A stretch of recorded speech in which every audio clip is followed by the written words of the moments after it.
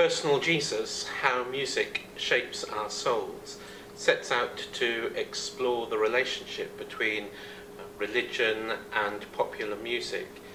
It draws upon some research that we have done through surveys of people who listen to popular music both in the United States and the United Kingdom, and also draws upon contemporary scholarship to explore what the situation is now in this present day and age.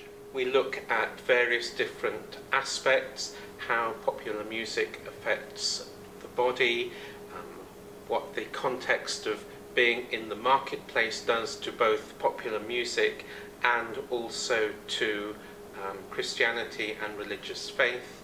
We look at the emotional impact of popular music upon individuals and upon groups. We look at how popular music acts as a coherent bringing together of groups and people in a sense of community. We look at how fans respond to popular music both positively and negatively, and we look again at how it impacts upon people's understanding of their Christian faith and begins to shape their understanding of Christianity.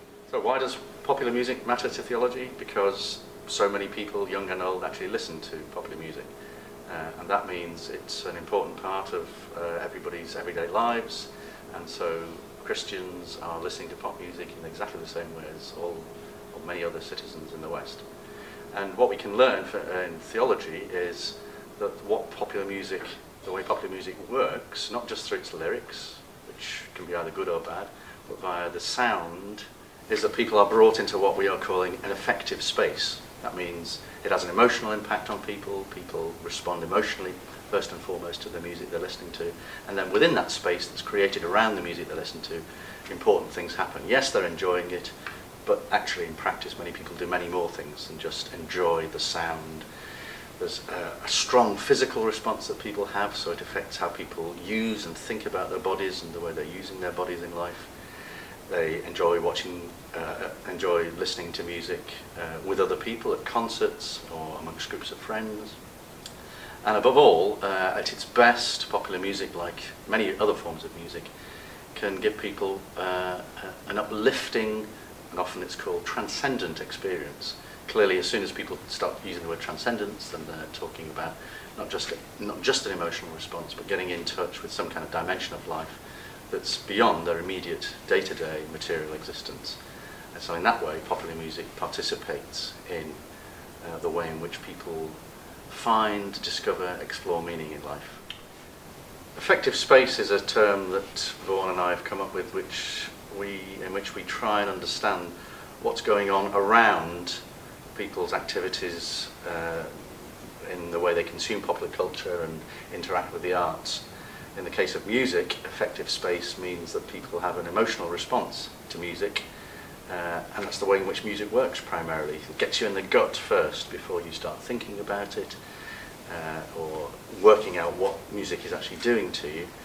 And this concept of affective space is important for theology, because theology is actually trying to make sense of things that are most meaningful for people, and giving the theological traditions through which we as Christians are making sense of our life are given to us from the past, and we use them in order to make sense of what God is doing in contemporary life now.